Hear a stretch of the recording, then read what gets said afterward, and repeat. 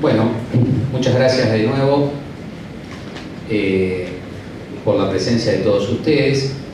El tema de hoy, al que me voy a referir hoy, es un tema vinculado con lo que genéricamente, ahora vamos a ver si esa denominación genérica es correcta, se denomina medidas cautelares, y en particular respecto al respeto al principio de contradicción en la adopción de medidas cautelares y los problemas que plantea, que en general no son destacados, pero que creo que pueden ser importantes. Vamos a ir avanzando de a poco en este tema. El primer punto, hay una referencia obligada siempre cuando se habla de medidas cautelares a la obra extraordinaria de Piero Calamandrei, que en su conocido libro sobre providencias cautelares distingue 4 tipos de medidas cautelares. Él dice que están las medidas cautelares que lo que tratan es de evitar el riesgo de una eventual inejecución de una sentencia de condena, ¿sí? Por ejemplo, la adopción de un embargo para asegurar que si se obtiene una sentencia de condena, una condena que es probable a esa altura, bueno, no ocurra que el demandado sea insolvente y por lo tanto no se pueda hacer efectiva la sentencia de condena, o que si estoy reivindicando una cosa, esa cosa se secuestre, no sea cosa que cuando se condene a que me devuelvan la cosa haya desaparecido, o se haya deteriorado o arruinado completamente, ¿no? Ese es un tipo de medida. Un segundo tipo de medida, que es las medidas que él llamaba asegurativas de prueba, que es otro tipo de medida cautelar en esta terminología de Calamandrei, es decir, por ejemplo, las medidas que tienen todos nuestros códigos de anticipo de pruebas cuando si se llegara a la etapa procesal oportuna de producción de la prueba, esa prueba pudiera perderse. Por ejemplo, la declaración de un testigo de muy avanzada edad o que está gravemente enfermo, por ejemplo, que, bueno, todas las legislaciones prevén la posibilidad de anticipar la declaración para que no se pierda la prueba, aunque esto pueda sonar horrible en el caso del testigo, estamos hablando de una persona, si esperamos a la etapa procesal oportuna. Un tercer caso, que es el de el adelantamiento interino del contenido de fondo de la sentencia, y les pido que presten atención a este caso porque ahora vamos a volver sobre el caso. Es decir, por ejemplo, se pretende, el ejemplo clásico, ¿no? Se pretende como pretensión principal la condena a pagar una suma de dinero en concepto de pensión alimenticia de alimentos, y bueno, lo que se hace en este caso a través de eso que Calamandrei denomina una medida cautelar es anticipar interinamente el contenido de la sentencia de fondo, condenando provisionalmente al demandado a pagar una pensión alimenticia mientras dura el proceso. Medida provisional, interina, pero que es un anticipo del contenido de fondo de la sentencia definitiva. Y finalmente la contracautela, que la contracautela, como ustedes saben, es una exigencia en algunos países para la admisibilidad y por lo tanto para la adopción de la medida, en otros para la ejecución de la medida, pero que a su vez, como destaca Calamandrei, tiene naturaleza cautelar, porque la contracautela justamente lo que busca es asegurar la eventual ejecución de la sentencia de condena que podría pretender el afectado por la medida cautelar si en definitiva gana el juicio. Por lo tanto, el que pidió la medida cautelar adoptó una medida cautelar que fue adoptada en su momento legítimamente, porque lo único que se necesita para adoptar una medida cautelar es la probabilidad de la existencia de una sentencia de condena, se llama el humo del buen derecho, pero que finalmente no fue así. En ese caso se le pudo haber causado un daño al afectado por la medida, él puede pretender una condena, y para asegurar la ejecución de esa eventual condena es que existe la contracautela, ¿no? Que tiene naturaleza cautelar, solo que no se le exigen todos los requisitos de las medidas cautelares comunes. Por ejemplo, para constituir la contracautela no se exige ni siquiera todavía el peligro, por ejemplo, ni por supuesto otra contracautela.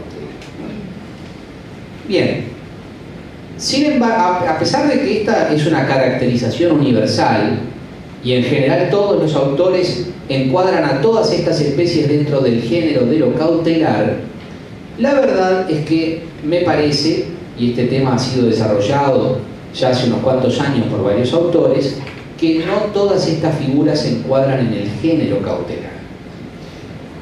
me parece que por lo menos hay que hacer una distinción clara entre dos figuras y que, como vamos a ver, es importante distinguirlas por varias razones. Se puede distinguir porque persiguen finalidades distintas, pero además es importante distinguirlas porque los presupuestos para adoptarlas no son las mismas, porque el procedimiento para la adopción no tiene que ser necesariamente el mismo, y sobre esto me voy a detener después, porque la responsabilidad, el régimen de la responsabilidad no tiene por qué ser el mismo, y sobre todo porque una de esas medidas solo se puede adoptar en cierto tipo de procesos. Vamos por partes.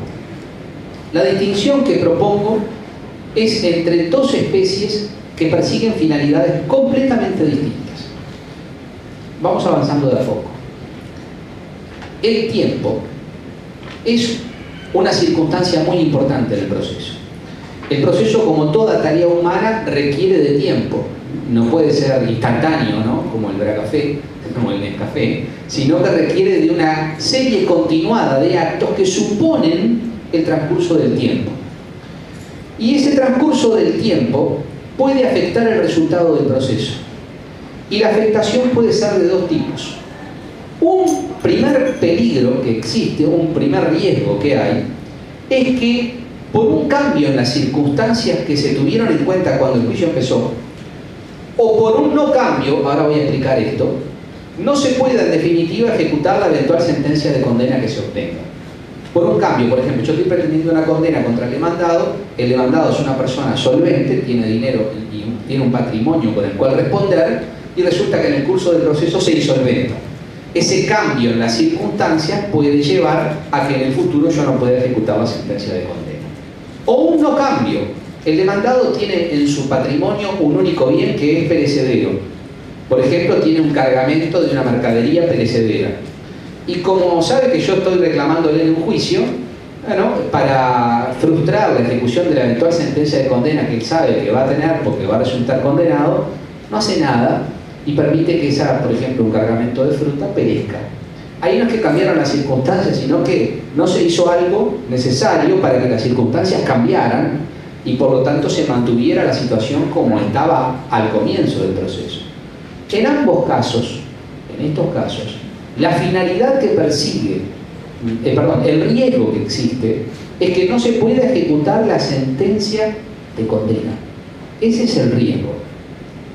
El segundo caso, el segundo tipo de problema que presenta el tiempo en relación al proceso, es que por la sola duración, por el solo transcurso del proceso, se produce una privación al actor en la insatisfacción jurídica. Es decir, el estado de insatisfacción del actor se mantiene, él sigue insatisfecho, se ve privado del bien que pretende durante todo el transcurso del juicio.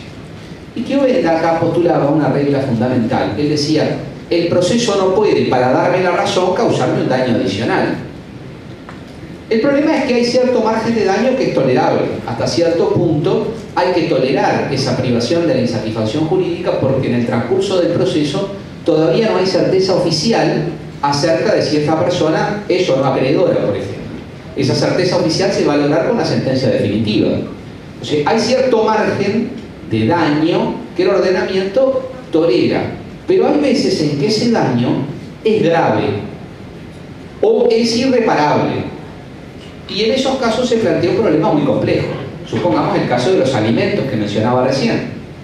El niño que pretende una condena al obligado alimentario a pagar alimentos para su subsistencia, bueno, si tiene que esperar todo el transcurso del juicio para percibir los alimentos para su subsistencia, obviamente se puede causar un daño grave, muy grave o tal vez irreparable.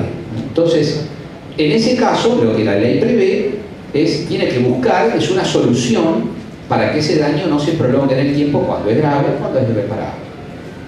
Para el primer problema, para el problema que mencioné en primer lugar, es decir, el riesgo de que no se pueda ejecutar eventualmente una sentencia de condena, se diseñaron las medidas cautelares. Acá simplifico y digo sentencia de condena. Las medidas cautelares también pueden tener por finalidad asegurar la ejecución de otro tipo de resoluciones que no sean sentencias de condena.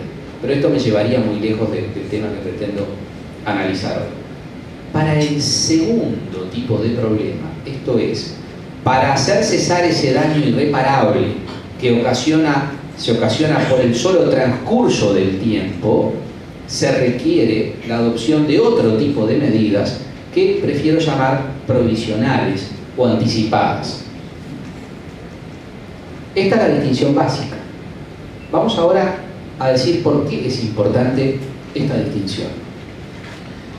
Bueno, en primer lugar, por una razón fundamental, es que las medidas cautelares se rigen por el principio de la universalidad. ¿Esto qué significa? Bueno, es la potestad cautelar general, las medidas cautelares se pueden adoptar en cualquier proceso, en principio en cualquier etapa del mismo.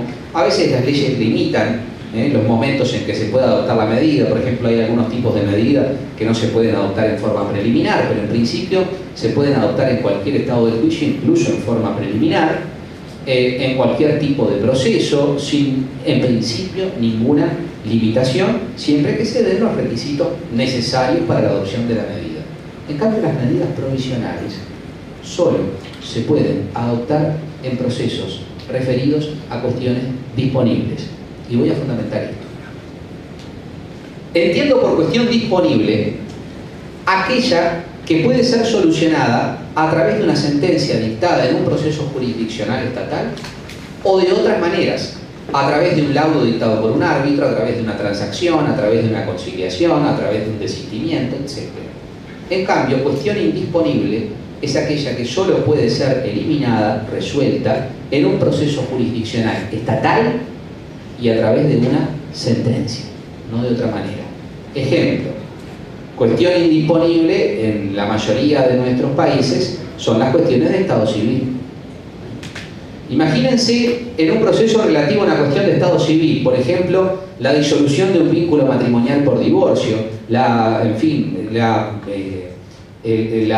investigación de paternidad de un hijo habido fuera de una relación matrimonial.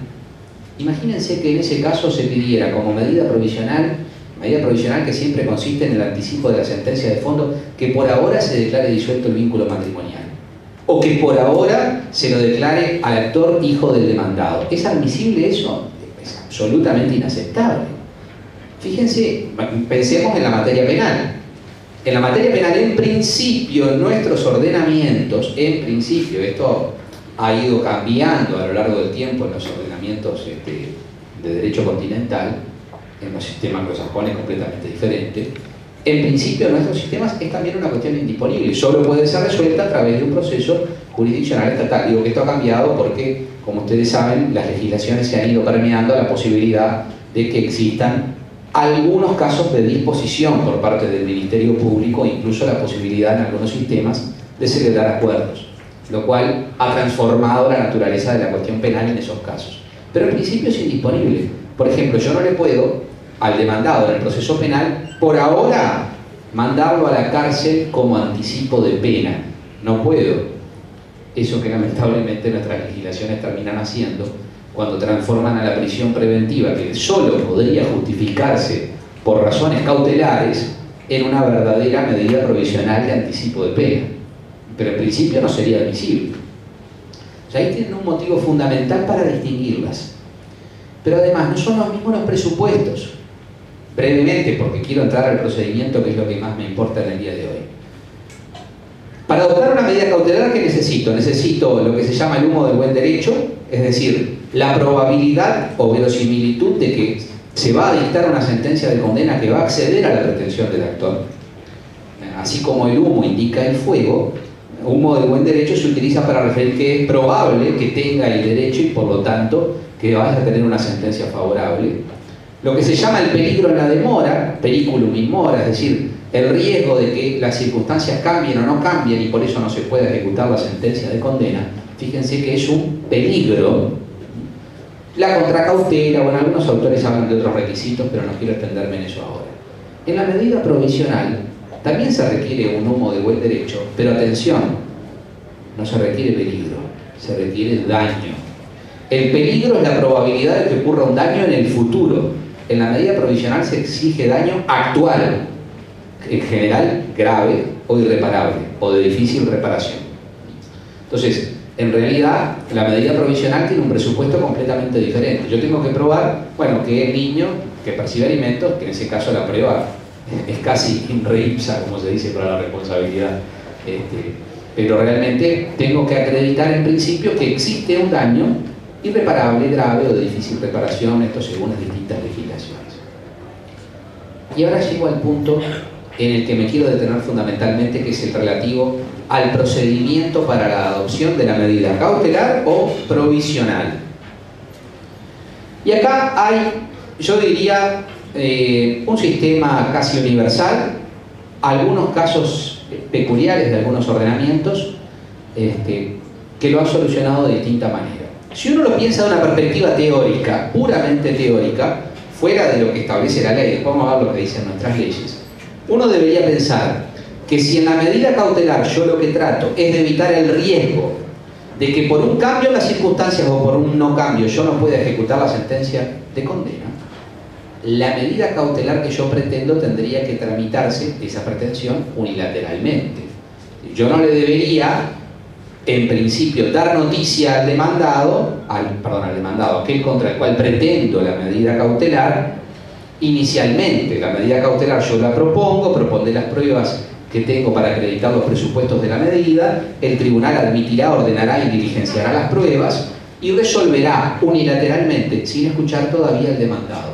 Y después de ordenada, la ordenará cumplir, se cumplirá y recién después se notificará. Y ahí veremos cómo se defiende el demandado, que es el tema en el cual me quiero detener ahora después.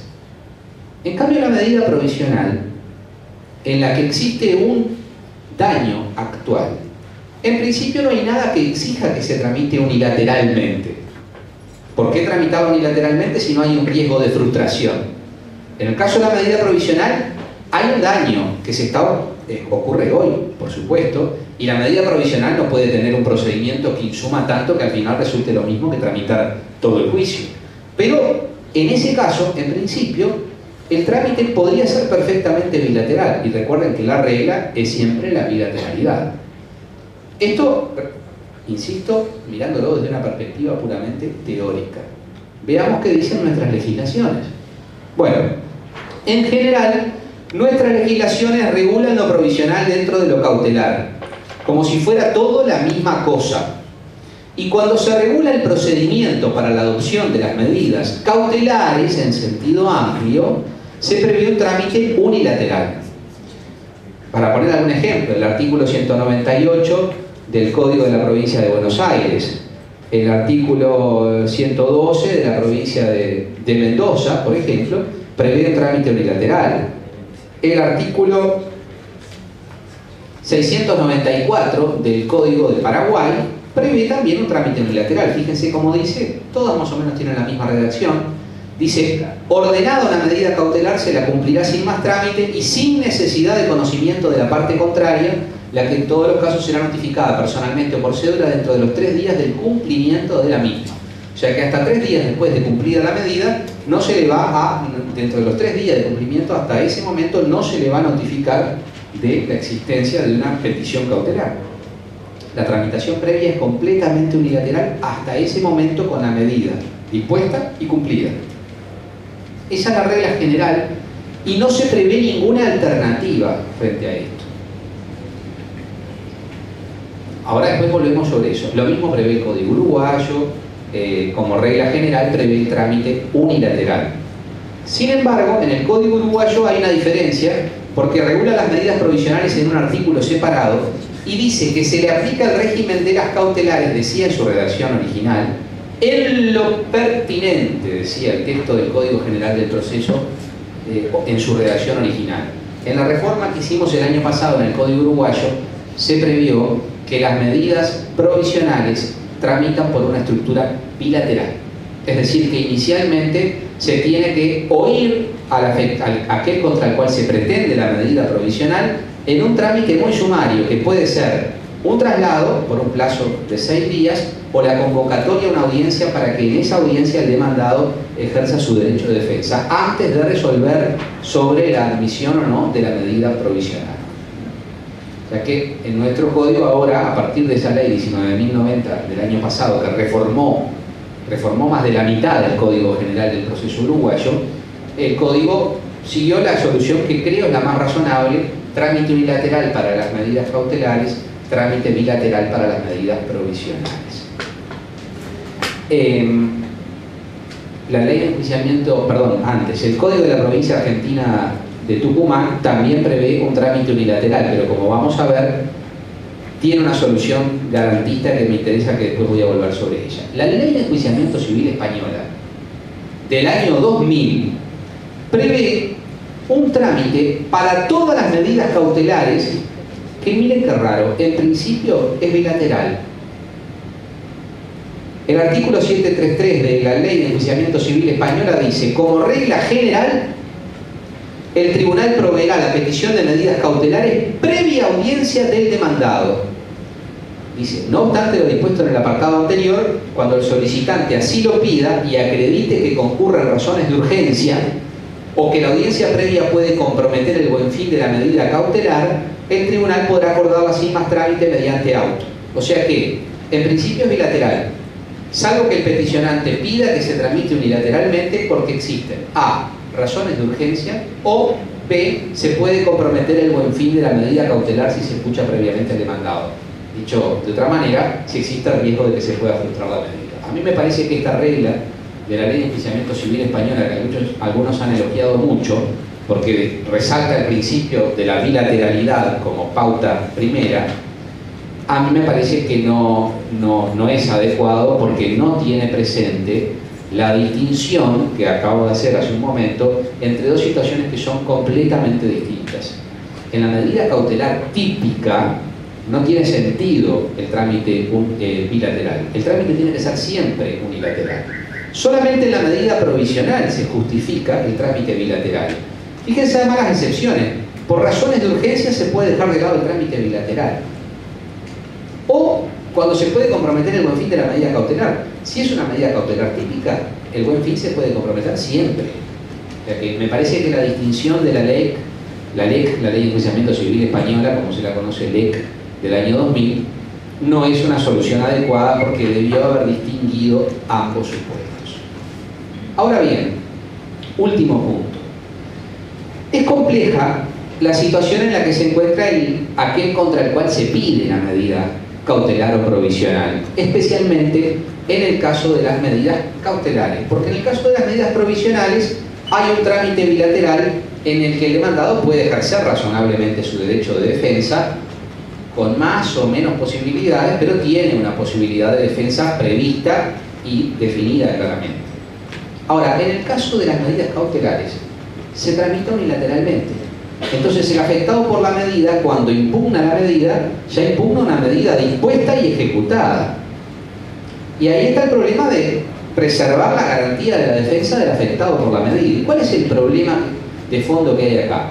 Que todas nuestras leyes en general prevén, que el medio de que dispone el afectado por la medida para impugnar la providencia que dispuso una medida cautelar es el recurso.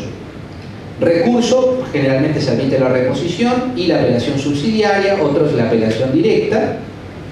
Apelación siempre sin efecto suspensivo, por supuesto, es decir, la medida se cumple a pesar de la interposición del recurso de apelación. ¿Cuál es el problema de seleccionar este medio impugnativo? Que la apelación, en principio, solo habilita cuando uno apela a una sentencia que dispone una medida cautelar, como cuando apela a cualquier sentencia, solo puede proponer prueba excepcionalmente. En todos nuestros ordenamientos se dice que al apelar, en principio, en el trámite de la apelación, yo no puedo proponer prueba. Algunos ordenamientos prevén la posibilidad de proponer prueba excepcionalmente al apelar o al contestar, u otros en la etapa de apertura a prueba, esto según los distintos países, ¿no? Pero la proposición de prueba, al apelar, al contestar o en la etapa de prueba, es absolutamente excepcional.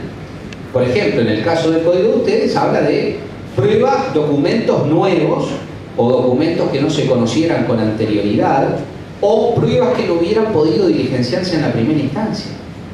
En el caso del afectado por la medida cautelar, fíjense la situación de desigualdad notoria que se genera entre el que pide la medida, que dispone de todo el tiempo del mundo para preparar no todo el tiempo no, pues se supone que tiene alguna urgencia para la adopción de la medida, pero que puede preparar su petición cautelar, que puede proponer todas las pruebas que sean necesarias para demostrarle al juez que están dados los requisitos para disponer la medida, y en cambio el afectado lo único que dispone es de una apelación en la cual, si aplicáramos rígidamente el texto de la ley, solo podría proponer documentos nuevos, porque es la única hipótesis que encarnaría en la ley.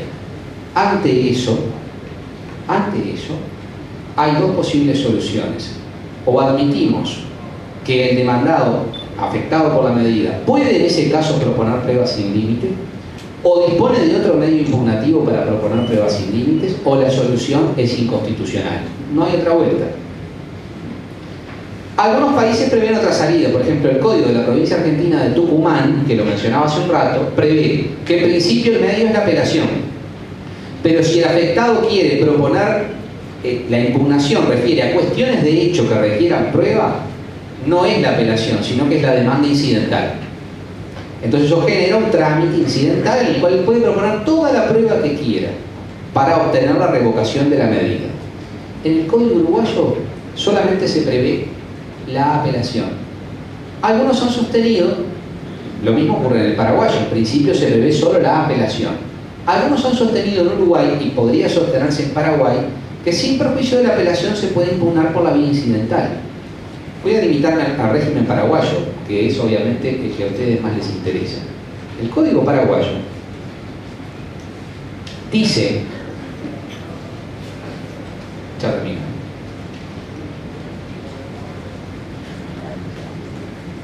que las medidas cautelares tienen carácter provisional.